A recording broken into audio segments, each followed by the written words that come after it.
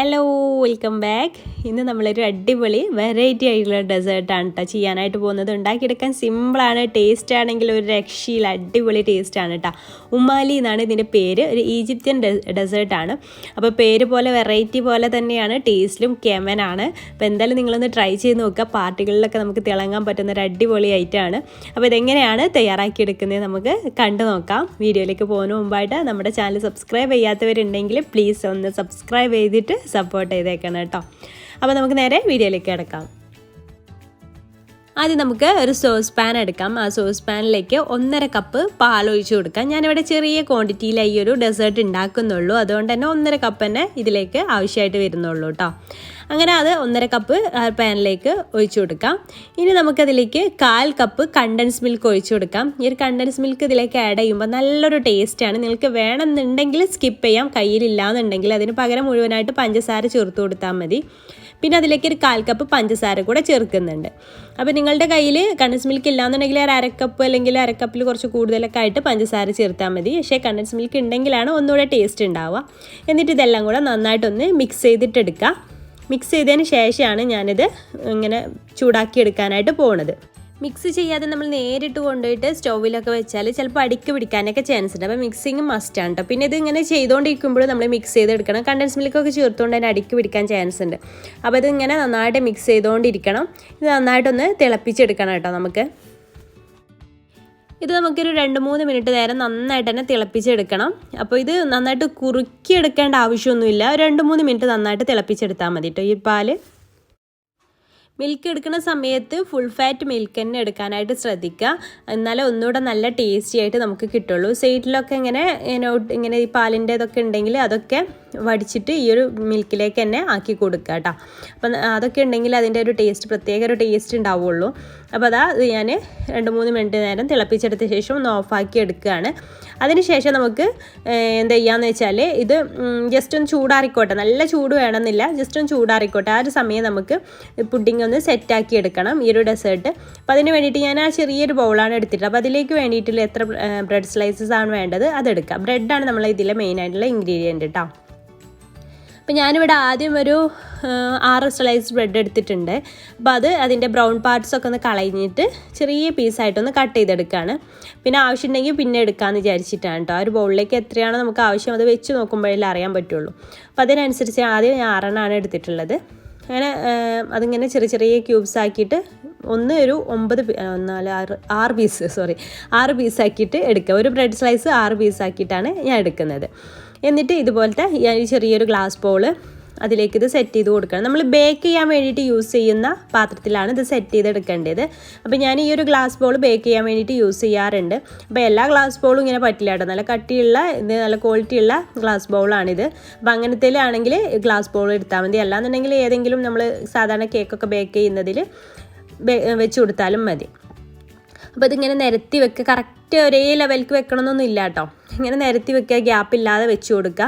അപ്പോൾ ഒന്നിൻ്റെ കൂടെ ആവശ്യമായിട്ട് എനിക്ക് തോന്നി, അപ്പോൾ ഞാൻ ഒന്നുകൂടെ ഒന്ന് കട്ട് ചെയ്തിട്ട് വെക്കുന്നുണ്ട് കേട്ടോ ഇതിൽ. അങ്ങനെ ടോട്ടലി 7 സ്ലൈസ് ബ്രെഡാണ് ഇതിലേക്ക് വേണ്ടിയിട്ട് ഞാൻ എടുത്തിട്ടുള്ളത്. അപ്പോൾ അതിങ്ങനെ എല്ലാ ഭാഗത്തേക്കും ഒന്ന് വെച്ച് കൊടുക്കുക. എന്നിട്ട് അതിൻ്റെ മുകളിലായിട്ട് നമുക്ക് ഇഷ്ടമുള്ള നട്ട്സൊക്കെ ഒന്ന് സ്പ്രെഡ് ചെയ്ത് കൊടുക്കുക. ഞാൻ ബദാമും കാഷ്യൂസും അതുപോലെ പിസ്താശ്യം ഇട്ട് കൊടുക്കുന്നുണ്ട്. അപ്പോൾ അതെല്ലാം കൂടെ നമുക്ക് ഇതിൻ്റെ ഒന്നും പ്രത്യേകിച്ച് അളവില്ല, നമുക്ക് എത്രയാണോ കഴിക്കാൻ ഇഷ്ടം അത്രയും ചേർത്ത് കൊടുക്കുക. പിന്നെ അതിൻ്റെ മുകളിലായിട്ട് നമ്മൾ റെഡിയാക്കി എടുത്തിട്ടുള്ള ആ ഒരു മിൽക്ക് ഉണ്ടല്ലോ, അത് കംപ്ലീറ്റ് ആയിട്ട് അങ്ങനെ ഒഴിച്ചു കൊടുക്കാം. മുഴുവനായിട്ട് ഒഴിച്ചു കൊടുക്കണം കേട്ടോ. എന്നിട്ട് ഇത് നന്നായിട്ടൊന്ന് സോക്കാക്കി കിട്ടണം. ഇങ്ങനെ ഒഴിച്ചു കൊടുത്തിട്ട് ഒരു 10 മിനിറ്റ് നേരം നമുക്ക് സോക്കാൻ വേണ്ടിയിട്ട് വെയിറ്റ് ചെയ്യണം. അപ്പോഴേക്കും ഈ ബ്രെഡെല്ലാം ഈ പാലൊക്കെ വലിച്ചെടുക്കും കേട്ടോ. അങ്ങനെ 10 മിനിറ്റിന് ശേഷമാണ് പിന്നെ നമ്മൾ എടുക്കുക. പിന്നെ അതിൻ്റെ മുകളിലായിട്ട് നിങ്ങൾക്ക് വേണമെന്നുണ്ടെങ്കിൽ മുന്തിരി ഉണ്ടല്ലോ, മുന്തിരി ഇട്ട് കൊടുക്കാം. പിന്നെ അത് കഴിഞ്ഞിട്ട് ഇതിന് മെയിനായിട്ട് വേറൊരു ഇൻഗ്രീഡിയൻറ്റ് കൂടെ ഇതിലേക്ക് ചേർത്ത് കൊടുക്കാനുണ്ട്. തേങ്ങ ചിരവിയതാണ് ചേർത്ത് കൊടുക്കാനുള്ളത്. അപ്പോൾ അത് 2-3 ടേബിൾ സ്പൂണൊക്കെ നമുക്ക് തേങ്ങ ചിരകിയത് ഇതിലേക്ക് ഇട്ട് കൊടുക്കാം. ഇത് നിങ്ങൾ സ്കിപ്പ് ചെയ്യാതെ തന്നെ ചേർക്കണം കേട്ടോ. ഈ തേങ്ങ ചിരകിയത് നമ്മളിത് കഴിക്കുന്ന സമയത്ത് നല്ല ടേസ്റ്റാണ് ഇതുണ്ടാകുമ്പോൾ. അപ്പോൾ അത് സ്കിപ്പ് ചെയ്യാതെ തന്നെ ചേർക്കാനായിട്ട് ശ്രദ്ധിക്കുക. നട്ട്സൊക്കെ പിന്നെ നിങ്ങളുടെ ഇഷ്ടത്തിനനുസരിച്ച് ചെയ്യാം കേട്ടോ. അപ്പോൾ ഞാൻ അത് റെസ്റ്റ് ചെയ്യാൻ വേണ്ടിയിട്ട് വെച്ചിട്ടുണ്ട്. ഇനി അതിലേക്ക് നമുക്ക് കുറച്ച് ക്രീം വേണം അതിൻ്റെ മുകളിൽ സ്പ്രെഡ് ചെയ്യാൻ വേണ്ടിയിട്ട്. അപ്പോൾ നല്ല തിക്കായിട്ടുള്ള ക്രീം എടുക്കുകയാണെങ്കിൽ അതായിരിക്കും ഏറ്റവും ബെറ്റർ കേട്ടോ. ഇതിപ്പോൾ 200 ml ഒരു ബോട്ടിലാണ്. അത് മുഴുവനായിട്ട് ഞാൻ ഇതിലേക്ക് എടുത്തിട്ടുണ്ട്. ഇത് മിൽക്കി മിസ്റ്റിൻ്റെ ആണ് കേട്ടോ. അപ്പം ഫ്രഷ് ക്രീം എടുക്കുകയാണെന്നുണ്ടെങ്കിൽ ഏറ്റവും നല്ലത് അതാണ്. ഇത് അത്ര തിക്നെസ് ഇല്ല. പിന്നെ അതിലേക്ക് 1/4 കപ്പ് കണ്ടൻസ് മിൽക്കും അതുപോലെ തന്നെ 1/4 കപ്പ് പൊടിച്ചിട്ടുള്ള പഞ്ചസാര കൂടെ ഇതിലേക്ക് ആഡ് ചെയ്ത് കൊടുക്കുക. ഇതിൽ കൂടുതലൊന്നും ചേർക്കേണ്ട. ഇതെന്നെ നല്ല അത്യാവശ്യം കുഴപ്പമില്ലാത്ത മധുരം ഉണ്ട് കേട്ടോ. പിന്നെ അതിലേക്കൊരു 1/2 ടീസ്പൂൺ വാനില എസൻസ് കൂടെ ചേർത്തിട്ട് നന്നായിട്ട് തന്നെ മിക്സ് ചെയ്തിട്ട് എടുക്കുക. ഈ വാനില എസൻസിന് പകരം നിങ്ങൾക്ക് നിങ്ങളുടെ കയ്യിൽ അതില്ലാന്നുണ്ടെങ്കിൽ 1/2 ടീസ്പൂൺ ഏലക്ക പൊടിച്ചതുണ്ടെങ്കിൽ അത് ചേർത്ത് കൊടുത്താലും മതി. ഏത് ടേസ്റ്റാണോ നിങ്ങൾക്ക് ഇഷ്ടം അത് ചേർത്ത് കൊടുക്കുക. എന്നിട്ട് ഇത് നന്നായിട്ട് തന്നെ മിക്സ് ചെയ്തിട്ട് എടുക്കുക.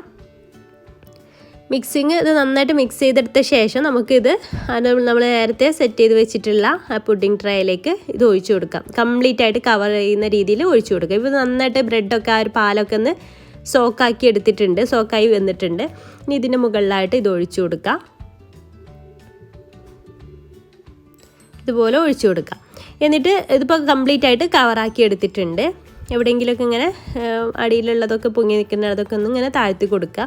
ഇനി നമുക്കിത് ബേക്ക് ചെയ്തിട്ട് എടുക്കണം. അപ്പോൾ ഞാനിവിടെ ഒരു പാന് പ്രീ ഹീറ്റ് ആക്കാൻ വേണ്ടിയിട്ട് വെച്ചിട്ടുണ്ടായിരുന്നു. ലോ ഫ്ലെയിമിലിട്ടിട്ട് 10 മിനിറ്റ് പ്രീ ഹീറ്റ് ആക്കി എടുത്തിട്ടുള്ള ഈ ഒരു പാനിലേക്ക് ഇത് ഇറക്കി വെച്ചിട്ടാണ് ബേക്ക് ചെയ്തെടുക്കുന്നത്. ഓവനിലാണെങ്കിൽ ഓവനിൽ ബേക്ക് ചെയ്തെടുക്കുക.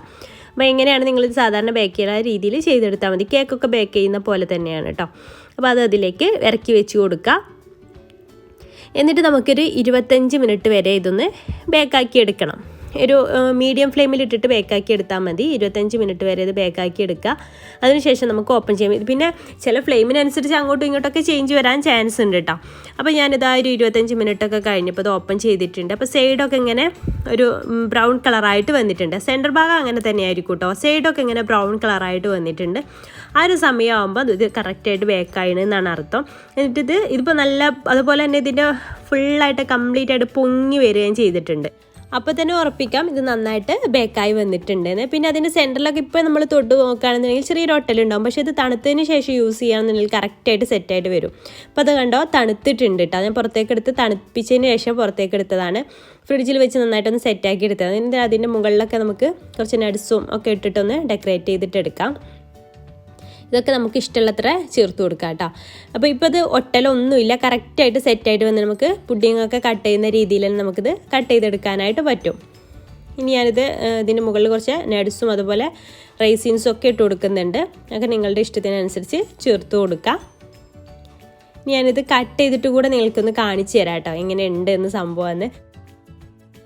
ഇത് ഞാൻ ഫ്രിഡ്ജിൽ വെച്ച് 2 മണിക്കൂറൊക്കെ വെച്ച് തണുപ്പിച്ചെടുത്തിട്ടാണ് കേട്ടോ ഇപ്പോൾ എടുക്കുന്നത്. ഞാൻ കട്ട് ചെയ്തിട്ട് കാണിക്കാം. ശരിക്കും നമ്മളൊരു പുഡിങ് കട്ട് ചെയ്യുന്ന അതേ രീതിയിൽ നമുക്കിത് കട്ട് ചെയ്തെടുക്കാൻ പറ്റും. നമുക്ക് പാർട്ടികളിലൊക്കെ സ്പെഷ്യൽ ആക്കണം എന്നുണ്ടെങ്കിൽ ഈ രീതിയിലൊക്കെ സെർവ് ചെയ്ത് നോക്കുന്നുണ്ട് കേട്ടോ. ഈ ഒരു വെറൈറ്റി ആയിട്ടുള്ള പേരാണ് ഉമ്മാലി. അതേപോലെ തന്നെ ടേസ്റ്റ് നല്ല ടേസ്റ്റാണ്. ഇതിനുള്ളിൽ ബ്രെഡാണ് ഇരിക്കുന്നതെന്ന് കഴിക്കുമ്പോൾ നമുക്ക് മനസ്സിലാക്കാൻ പറ്റില്ല. അത്രയും ടേസ്റ്റാണ്. ബ്രെഡാണ് നമുക്ക് ഒരിക്കലും തോന്നുന്ന പോലും ഇല്ല കേട്ടോ. ബ്രെഡിൻ്റെ ആ ഒരു ടേസ്റ്റേ വരുന്നില്ല. പേഴ്സണലി എനിക്കിത് നല്ല ഇഷ്ടമാണ് കേട്ടോ. അപ്പോൾ നിങ്ങളൊന്ന് ട്രൈ ചെയ്ത് നോക്കുക. ട്രൈ ചെയ്ത് നോക്കിയിട്ട് എന്തായാലും ഫീഡ്ബാക്ക് അറിയിക്കുക. ഒരിക്കലെങ്കിലും ഒന്ന് ട്രൈ ചെയ്ത് നോക്കിയിട്ട് എങ്ങനെയുണ്ട് നോക്കാമല്ലോ. അപ്പോൾ നിങ്ങൾ ഒരിക്കലെങ്കിലും ഒന്ന് ട്രൈ ചെയ്ത് നോക്കുക കേട്ടോ. അപ്പോൾ വീഡിയോ ഇഷ്ടമായി എന്ന് വിചാരിക്കുന്നു. ഇഷ്ടമായാൽ ലൈക്ക് ചെയ്യുക, മറ്റുള്ളവരിലേക്ക് ഷെയർ ചെയ്യാൻ താല്പര്യമെങ്കിൽ ഷെയർ ചെയ്യാനും മറക്കരുത്. അപ്പോൾ ഇൻഷാല്ലാ പുതിയൊരു നല്ലൊരു വീഡിയോ ആയിട്ട് നമുക്ക് അടുത്തൊരു ദിവസം കാണാം. താങ്ക്